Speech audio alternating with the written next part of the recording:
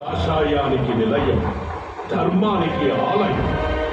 హైందవం దారి తప్పి అస్థికత సడలినప్పుడు తన ఆత్మశక్తిని తపశక్తిని కలిపి సృష్టించిన ఆది శంకరాచార్యుల పరంపర మనది. హిందుత్వం అంటే మతం కాదు, హితం. అలాంటి మతానికి హాని చెయ్యడానికి వచ్చిన పాషాండ మతాల ఖండనే మన ధ్యేయం.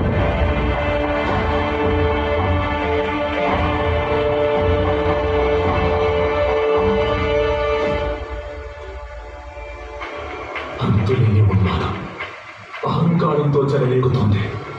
కాషాయం నిండిన దేశంలో రక్తం పారించాలని కదిలొచ్చింది. ఆది శంకరాచార్యుని ఆనతితో, ఆదియోగి దీవెనతో ఆ ఎడారి కుండల్ని చీరుతాం.